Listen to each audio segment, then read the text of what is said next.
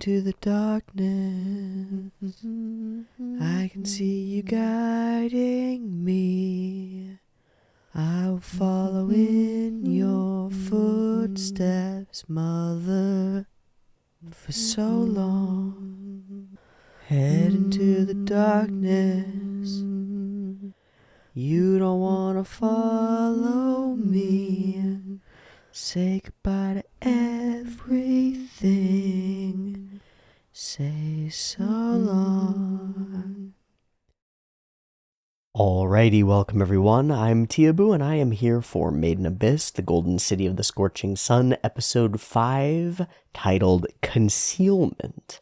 And I don't know about you, but I am ready to meet the sages, or at least two of them. I feel like it's going to take us a bit longer before we get to meet Vueko. Don't have any idea that she exists or where she might be at present. But at the very least, we are coming face to face in two different places with Wazukyan and Belaf. Wazukyan, enormous, large, masked, it seems, antenna, some other interesting features, but seemingly mostly like two legs, two arms, sort of humanoid, like has a face and stuff. Belaf is a giant bone snake with an enormous mask that's straight up out of Dark Souls. It's just like straight, fully out of Dark Souls. There are at least two characters that really remind me of exactly that. And I have no idea how they got that way, other than holification. They seem a little bit different. And Vueko is a huge question mark. But for now, there are two ancient sages from far-flung, long-lost ages who've undergone strange changes. And I don't have any more ages rhymes to go with that. Still, as weird as these characters were in life, they had some insights into this place. What more have they learned over their hundreds, thousands, endless years spent down here? It's unclear how time passes, so it's kind of unclear how old these creatures really are. They are the founders of this place, and they have their own plans in action, or at least Belaf does. Because, to our great surprise, Nanachi discovered that in Belaf's enormous chamber is a little barrel with Midi in it, or at least the face of a creature that looks very much like Midi and was recognized by name as Midi by Majkaja, and that's got to be Midi. So how did that happen? What is Belaf using her for? Because that might not be okay with us. And is this going to be the kind of stumbling block that, like discovering that shit is wild in Bone Druid's land, though we already knew that going in, will turn us against everyone here and catapult us into terrifying, horrible adventures? Or will this be something good? Like, you know, normally we go into these circumstances and everything falls apart and shit gets wild because it's Maiden Abyss, but maybe it could be something good. Maybe it'll be like Double Trouble super horror, and it'll be like, oh yeah, I've got this part of Midi that's down here, and all that would be needed to turn her back into a real girl would be the other part that Bone Druid had, and we'd go, we incinerated that and prevented Midi from ever being reborn. Oops. But we couldn't have ever known, but that would be heartbreaking. And then we have the monologue at the end, the narration, that said something about finding your treasure and your journey ending. I don't know what's going to happen here, but I'm really excited to meet these sages. I can't help but imagine that it's going to be really tense, just interacting with these behemoth consciousnesses. Even if Wazukyan isn't as big physically as Baloth is, these are still ancient people who had the respect of everyone around them when they were human. What they might be now is really up in the air. So, as is tradition, I'm going to scribble a Scrabble. By the by, a new background. I hope it's working well. There are a couple of reasons for doing it. I've been using the black background under the idea that it would be kind of like dark mode for my videos and keep them really light on the, not light, but easy on the eyes was my intent. But it was brought to my attention, and I'd noticed this, but nobody had ever brought it to my attention as, like, this is really impacting my ability to view these videos. The artifacting that occurs on black surfaces in low light conditions is just, like, real bad. And I started doing some filtering stuff to decrease that noise, and it works. It works okay, but it doubles my processing, editing, and rendering time to apply those filters. So I decided to drop a little bit of money and get a nice woody colored screen that will hopefully be a nice in-between between relatively like calm on the eyes and good for the recording color space and stuff, and still serving its purpose and being nice to look at and cool, while also not being super duper reflective like the gold shiny side of the black screen. Vacuum just went on. That'll be in the background, but I'm going to shut up and draw anyway, so no problem. Okay, so I've got an idea here, and this is going to be tough to do because there are a bunch of pieces that I think have to intersect for it to work well. So I've got to, like, sketch it and then... The One Ring to rule them all. You know what he reminds me of? Beyond what I said earlier, Aztec, the feathered serpent.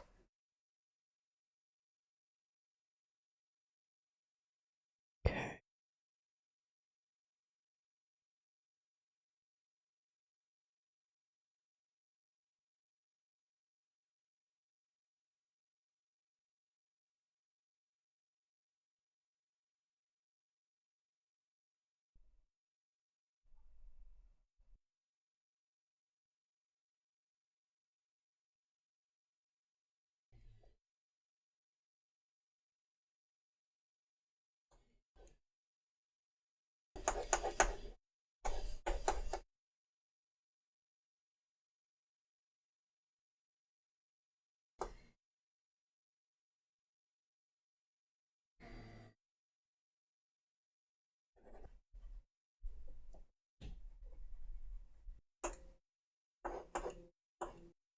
Well, that's what I wanted. I think if I were to do it again, I would compose it very differently. But, still got the pieces that I wanted in here. I wanted Wazukyan and Baloth coiled around and entangled by the collar that we've seen Waco wearing. And then, somehow, Fabuta's in this mess as well. Yeah, the three sages and their one companion changed and tied together in a Gordian knot of confusion. That's what I wanted. I don't know how I'm gonna post this now.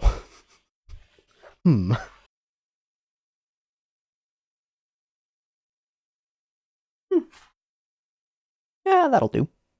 It's a little weird. Alright, I'm ready to go for Made in Abyss, Golden City of the Scorching Sun, Episode 5. Thanks for joining me. Early access on the Patreon, picture-in-picture version in the description, timer version on the YouTube, beep beep timer to count you down. Let's go.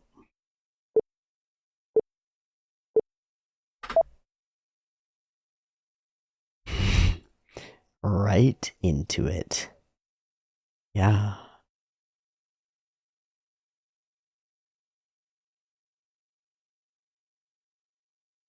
Oh. He's got a whole bunch? Whoa.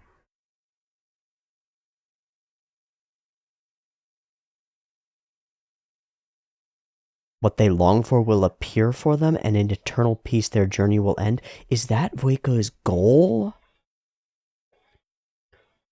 To create and nurture an eternal cradle to prevent people from venturing for things that So maybe it's not the truth of the village, but what Waco creates in the village.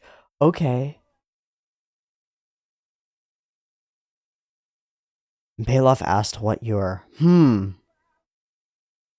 what they value will change? Whoosh.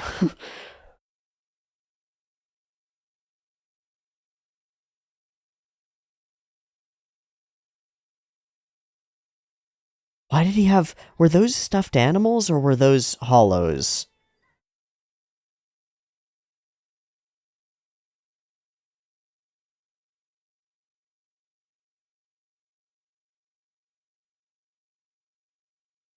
Was that Wazukyan pulling a thing out of his throat? I haven't looked at that scene effectively, so I don't know.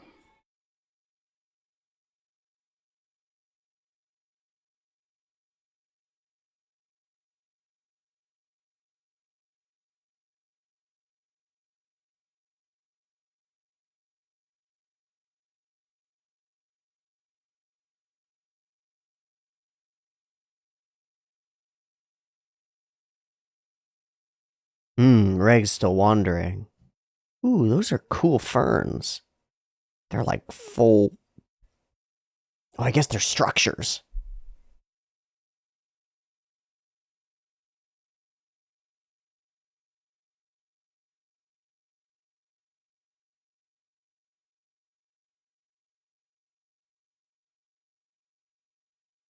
Hi!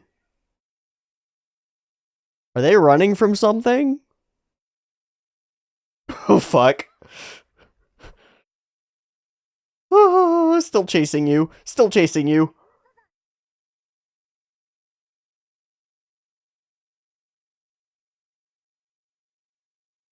This is awesome. That thing is huge. CG.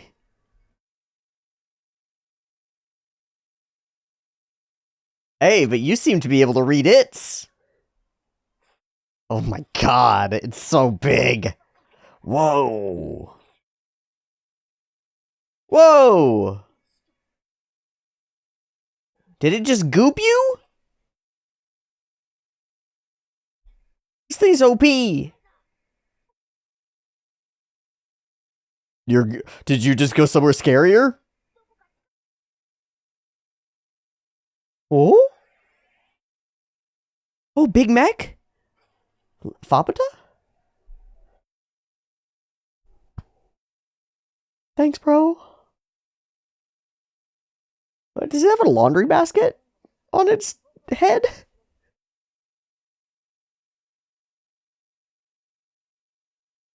Thanks, big homie.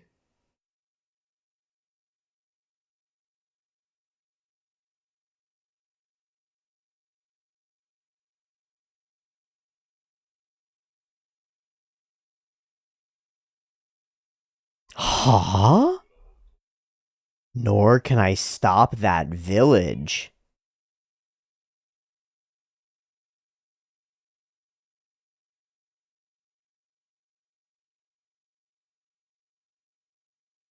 Okay.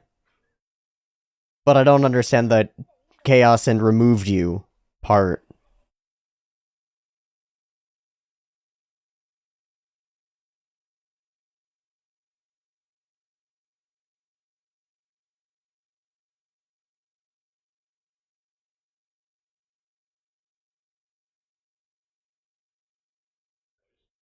Oh. Oh, she was trying to help us?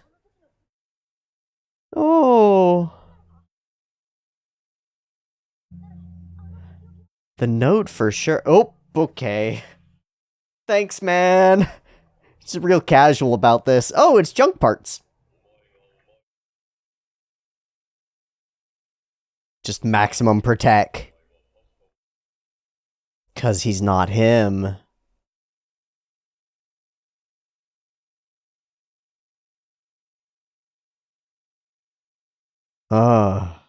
Okay.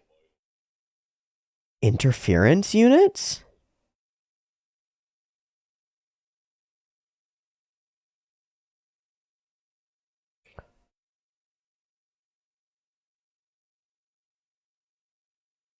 There's one in each layer? But they've all been... The arm cannon. But he does.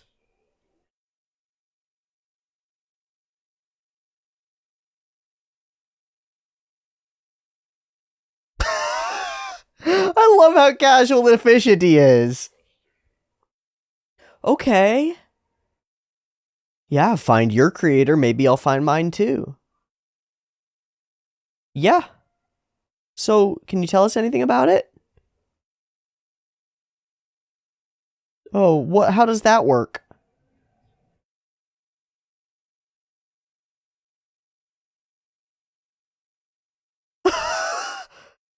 What?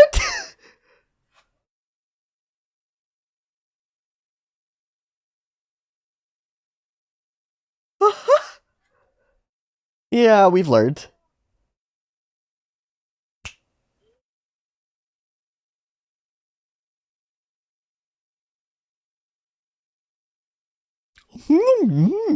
What part of his face is moving, and what part of his face did he put food into? The flap on the thing!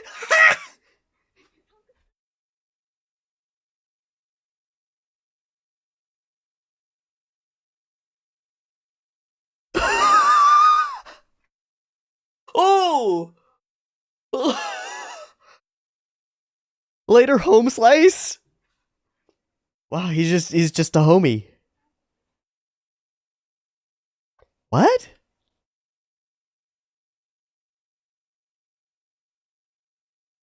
Is she using an animal to... Yep.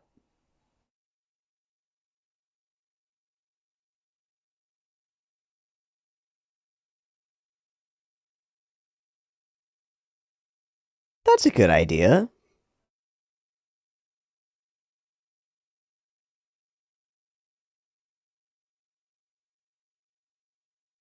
Oh, so it's a...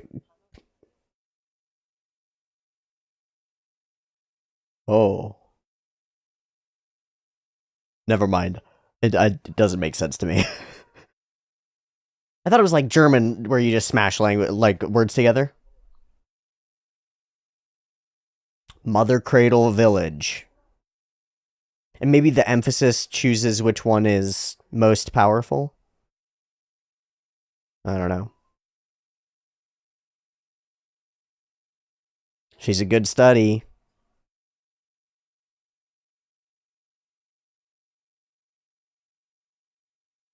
This is gonna be very, very good to learn.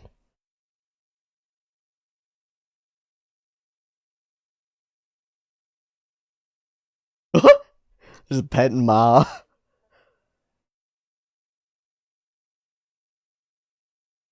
Uh, Way to ruin the mood. Oof. We're just gonna brush past that. Just gonna ignore that completely.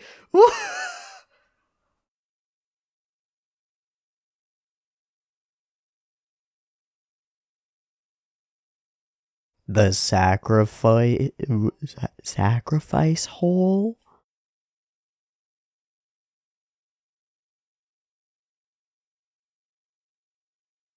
Instinctively beaten down. They might have been able to. Oh, yeah. I bet this is where Waco is.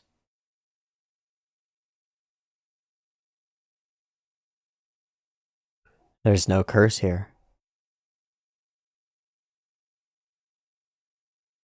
Oh, but there's something else. So we're gonna meet all three this episode?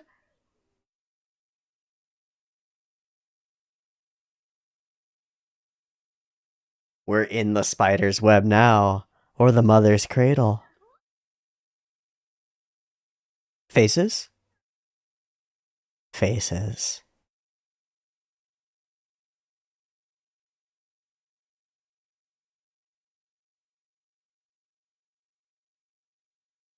He's from the village, yeah. Gonna be instinctively pushed away.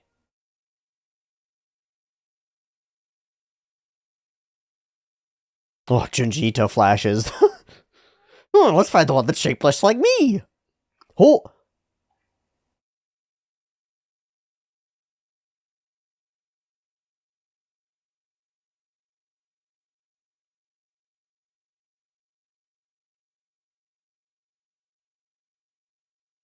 We're going horror cam.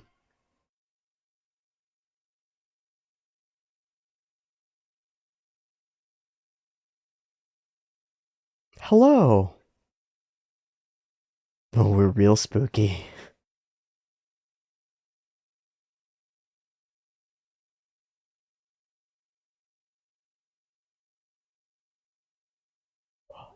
Doesn't even know that? Whew. Okay, you were like this before anyway.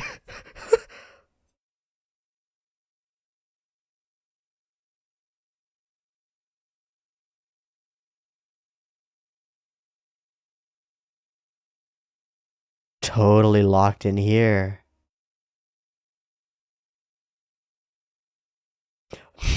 That's got too many vowels. Probably a human?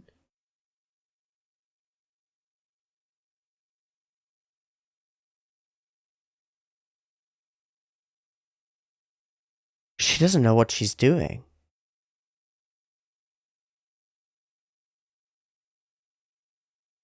Oh, pure friendliness. Oh, there we're gonna break it down.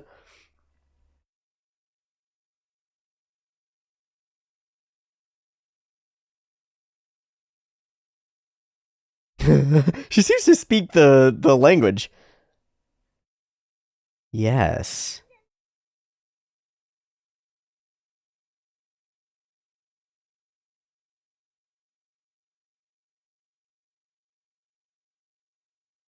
A signal? From which?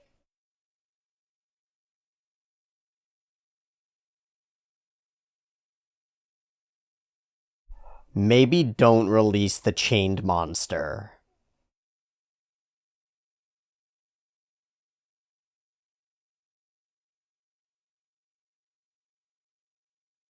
Oh. Oh.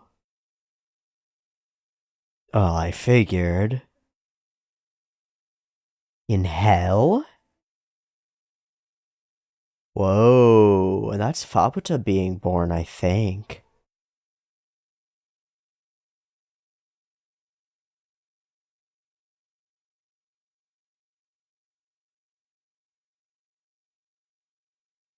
So she opposed the creation of this village, and yet has been chained to it.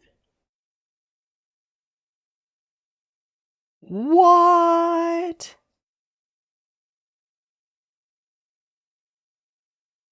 Gathering place of curses. Hey, no, that guy doesn't have a soul. I see one non-souled person here.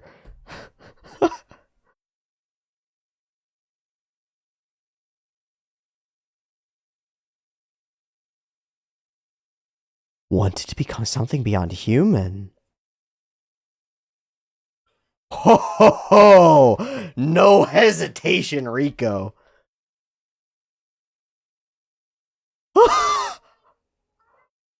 I gotta find my friends. Oh, we just unleashed the chained captive at the center of everything, man. Uh-oh.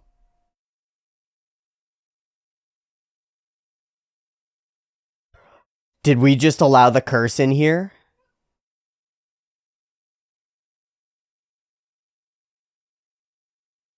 Huh?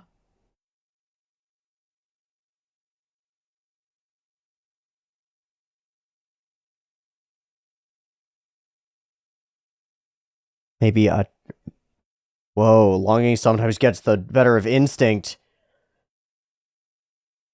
I have no read. I feel like Waco's cool. I feel like Waco's cool. Oh, we gotta get some pulleys.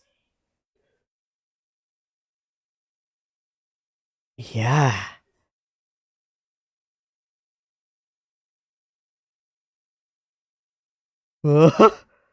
That's a good idea.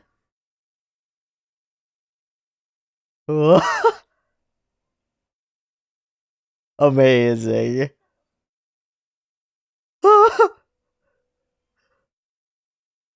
It's like a Star Wars outfit. That's amazing.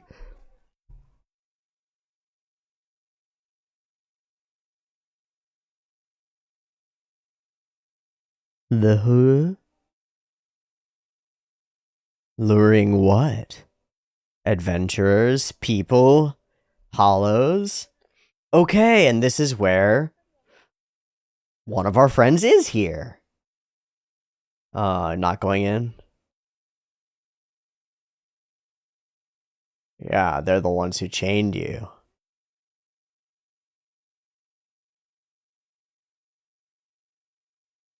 Yes, the great protector Ma. What happened so many years ago between these people? She opposed the creation?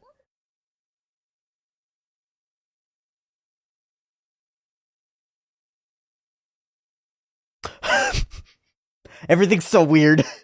I love it. It's absolutely nuts.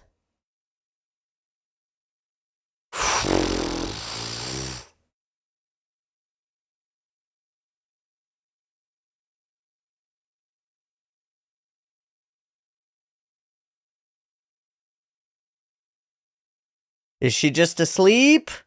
Or have you done something? Bailoff is crying?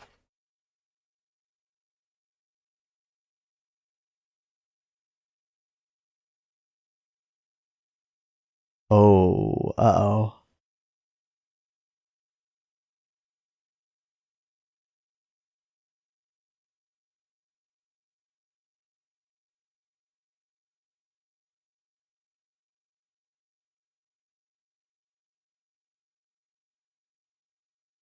Did what?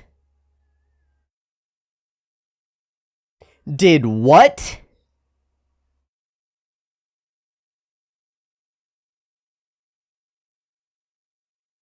No. Uh, no.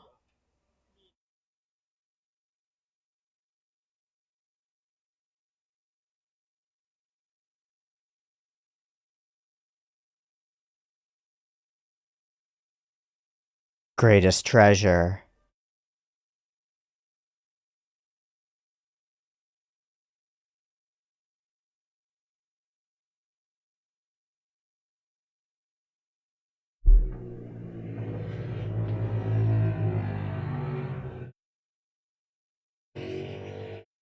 That sold to self? Uh,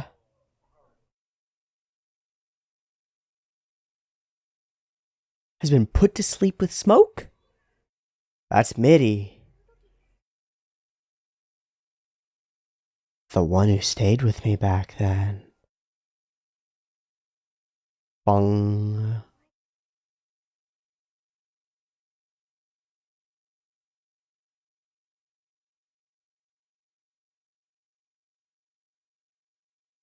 Are you gonna trade yourself? Human children, very beautiful. Ah. He brought her.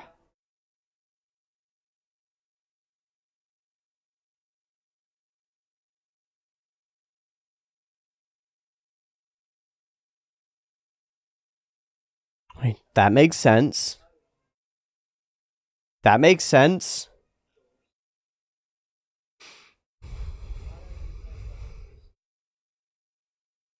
So what did you offer? Yeah, then how'd you get?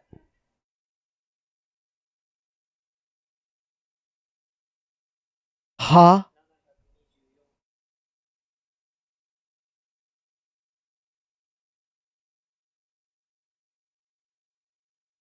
To the village? The village can just manifest things?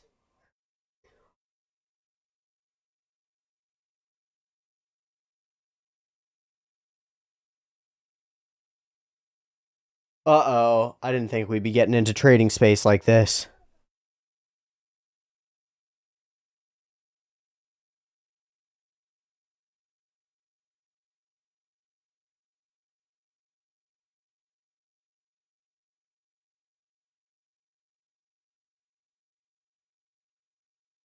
Yeah?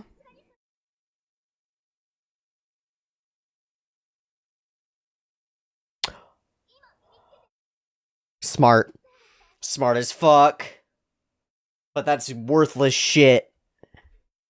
Yeah, it's worthless garbage.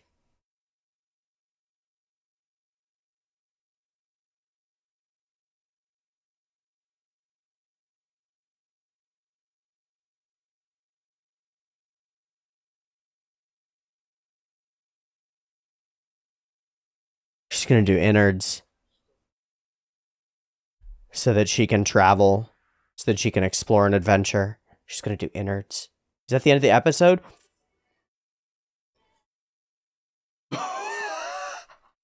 Ah!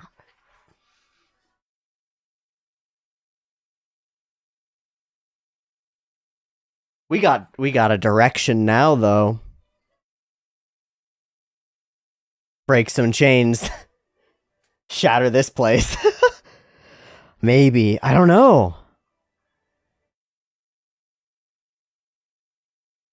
But that's a total wrinkle. By sacrificing enough of value, Bailoff was able to get the village to manifest a soul.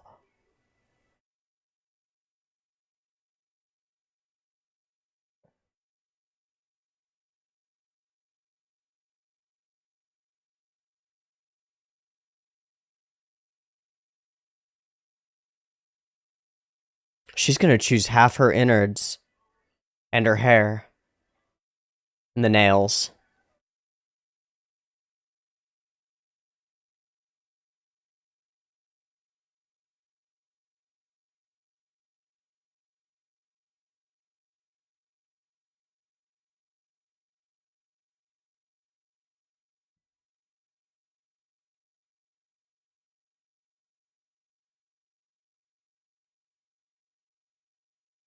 And next time will be... And the question remains, what are we luring? Obviously, this village is the type of place that almost anything can be decomposed into value if it walks in your door. Oh, whoa, wow. So we've joined, to some extent, forces with the self-esteem non-existent Vuero Ruko. Too many vowels, too many letters, too many vowels. Who is not like the mother founder creator of this place, but is instead chained to it, connected to it and sensing it, but it's unclear to me if she's had an actual like impact on it, if she's causing the balancing and the stuff like that. Because those faces are the same, that's the same goop, but maybe that's something that was manifested that now exists? I don't know. So somewhat like before when we said something of an unquestionable value, Nanachi makes a statement that becomes a promise. Unless it's unclear to me, did she actually make the offer of self directly? It seemed like it was a fiddly bit, but I don't know. If one becomes its captive, what they value will shift, what they long for will appear before them. And in eternal peace, their journey will end. So, is this the village is the manifestation of the hope that the three sages, at least two of the three sages, held to create a place where journeys would end? And then her line about longing versus doing what you should in a particular circumstance makes me think she wanted to continue adventuring and find a real truth.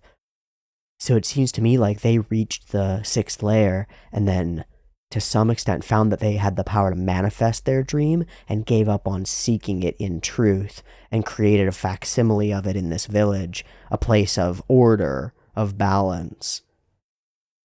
But it's twisted, and to make it work, they had to chain their companion and change all sorts of things. How did she not know she was still human looking? I wonder what's causing that.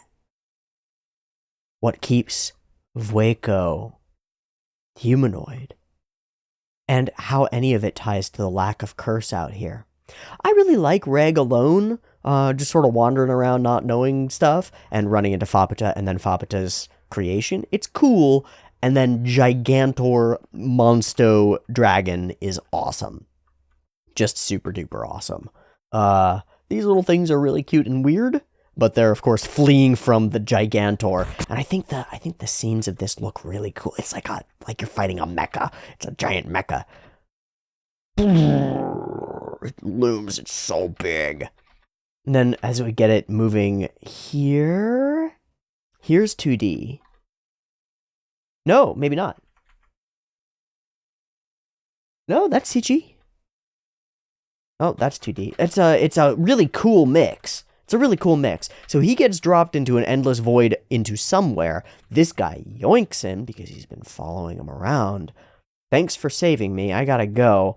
And he says, opposite, your presence creates chaos. You must leave. Leave the village? Leave here? Maybe he means leave the Beastlands, because Reg is causing all of the hyperactivity. But he says, I cannot stop Fapata, and I cannot stop that village. And I don't know what that means.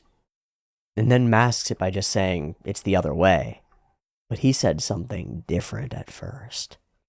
The casual grabbing and tossing aside of many beasties is wonderful. This machine is well-versed in this lair, as you would expect from an interference, whatchamacallit, body hair from Fapata and the one to be protected within a beast of omen. So we finally get an explanation for the terrifying voodoo dolls, and it turns out they were magic things to make beasts stay away from you.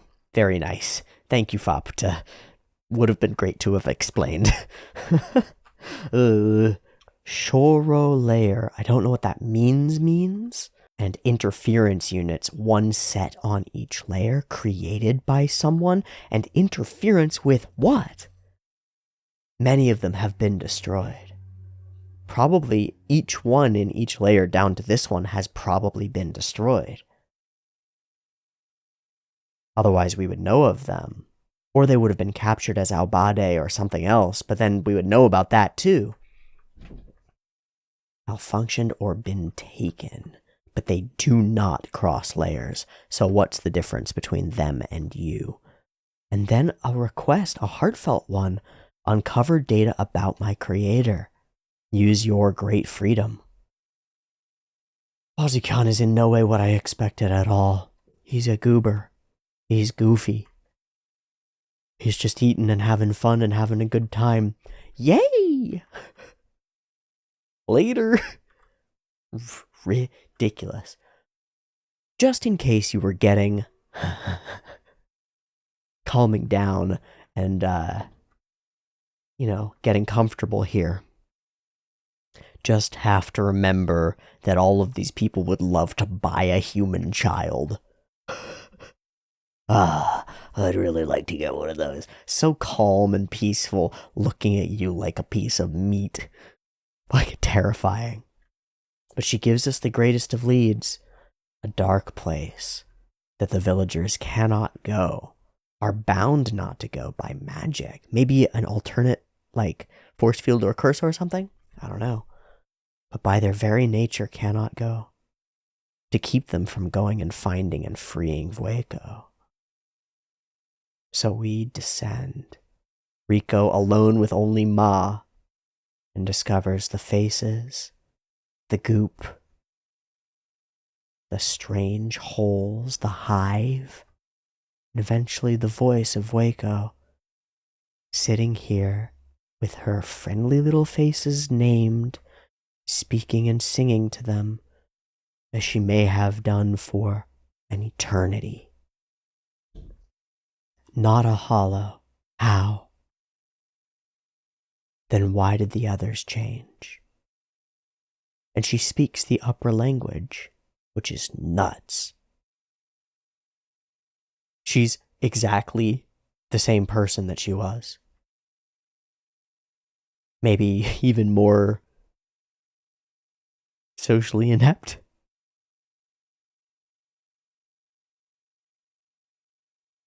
And Rico is... She's Rico. Pure, joyous. Hello. Hello. We're gonna be friends now. No question about it. But she knows nothing of anything. She's really, hasn't learned anything. She just knows what happened in the distant past and what she's felt through the signals. She knows her name. She knows what this place is, what the village is, and how it was made. My name's Rico. My friends. She notes Reg, but not like she recognizes it. And she felt it through the signals.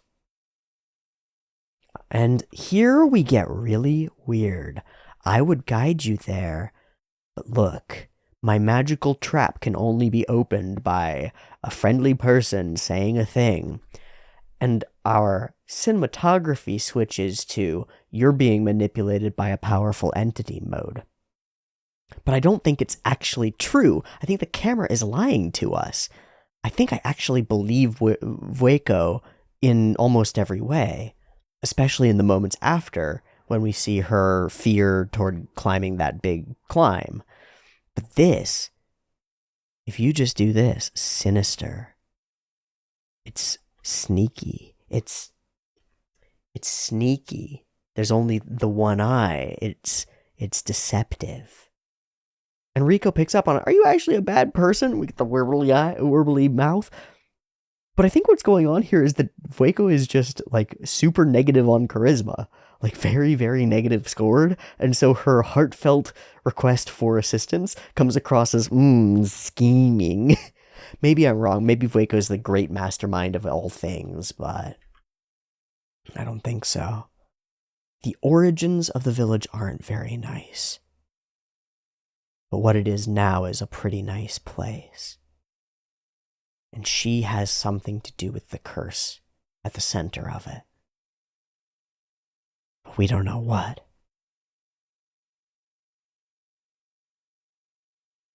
Our only hint is an explosion of what looks like stone and what seems like the birth of Fabuta in her current form. We got so numb to everything, and we made a hell ourselves.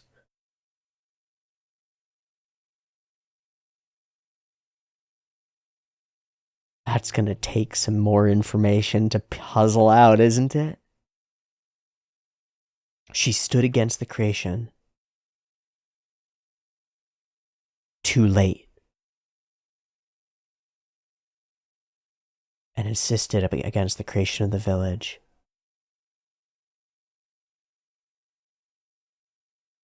And so she was chained, sealed in darkness. But the village now is not that bad. Gathering place of curses.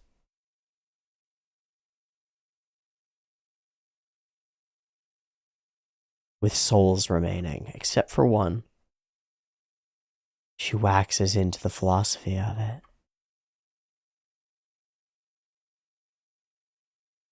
bad person. I don't believe it. I don't think so. But this is curious. Blinded by greed and wanted to become something more than human. Like, blessed? Was there something between, like, her and Faputa? I don't know. Rico doesn't hesitate even a moment. Rip. She's such a cool protagonist character. She's got that massive, like, Genki Maho Shoujo center energy. The pink-haired, red-haired Maho Shoujo character. She's got that big Genki energy, and with it, this the big smile and the like, no, we're gonna do this. But also this, ability to make snap decisions that are maybe things that she'll regret, but she refuses to regret them. She's like, nope, I've seen enough. I know what the right thing to do is. You shouldn't be chained down here. We're getting out. Let's go. You can tell me all the details on the way and about how you're such a bad person. But I think in Rico's opinion, what she says immediately after is, sorry, I don't give a shit. We just got to find my friends. And that's true. But I also think it's like, yeah, I've got to read here. I don't think so. If this comes back and bites me, fine. I'm still in. I love it. I love how hard-headed and forward and solid Rico can be. She is tall. She has grown up and fully a woman. I haven't commented on it, but she's a nude woman with tastefully placed hair. Thanks, hair. Blah. I thought we had done real bad and like lifted the thing that was protecting the curse off this village, and now we're in a giant pit and we have to climb out and we can't. Oh boy, thank goodness that's not the case. And Ma, it turns out, is a strong-stomached little bastard for coming down here at all. It's really cool having her see the location that she's been living in for this whole time. This outfit is nuts. I hope we get more of that, seeing this location. And that having her along with us doesn't cause like an immediate interruption into conflict. But maybe we're going to end up in conflict anyway, because we've just come up against something weird. The luring is coming. And the horror of this situation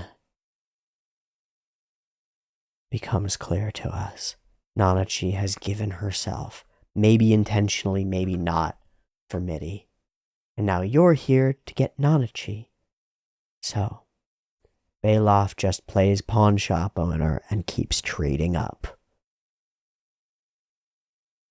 And while she makes a very smart play, fingernails and hair, hoping that he won't be able to distinguish perhaps between the more important parts, he requires a greater sacrifice. I don't know what the here forever, very happy, stuck here part is. I don't know what the whole eye absorption thing is. It's nuts. Truly crazy. But the story behind it is absolutely insane. Bone Druid brought Midi just to show her off.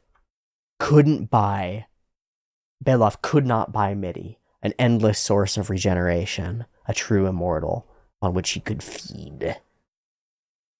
And so he sacrificed all of his limbs to manifest her,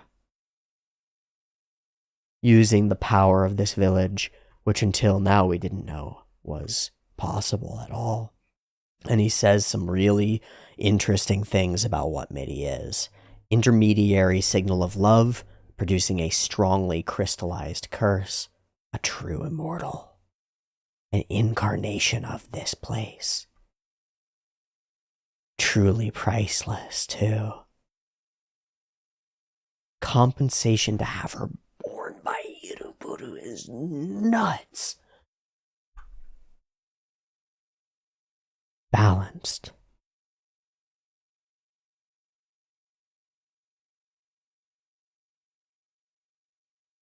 So a horrifying offer is made, and Rico will choose, won't she? Oh boy. That was way crazier than I could have expected. I didn't think we'd end up in a... First off, I didn't think that WazzyCon would be hilarious. I also didn't think we'd have immediate obvious tensions between these great powers. I didn't expect that big Fapata mech would have a consciousness and its own motivation to talk to Reg for its own reasons. Fapata's up to something, and it said that it couldn't stop her, and I don't know what it's stopping her from doing. Maybe she's trying to rescue Vueko from this place. But then she's Princess of the Hollows, so like they would let her in. Maybe she can't come in, but I don't understand. It doesn't. Steam out the ears. This is dope. Giant Snack Boy. They're all way more entangled and tied together than I could have imagined. Very cool. Absolutely horrifying. And I didn't... I knew we were going to leverage the kachi, the power of this village, this balance trait, somehow. The trading of value. We've been talking so much about the value of people and how everyone's value is different, but I didn't know how we were going to turn that into a core plot center, like a core element of forced choice for our characters, or interaction with that value system to like create cool situations or awful situations that we have to handle and deal with. I didn't know how we were going to do it, and now that it's coming to, at least at first, I'm amazed by it. Maybe there will be ways we can wiggle our way to create loopholes in the system, or like manipulate it to win the day, or maybe we'll be on the outs fleeing from this place. I don't know. It's all up in the air now, and a lot of it is up to Rico's choice. Fantastic. Thank you so much for watching. I'll see you next week for more Made in Abyss. Much love. Stay away from spooky eyes. Bay love. See you next week. Peace.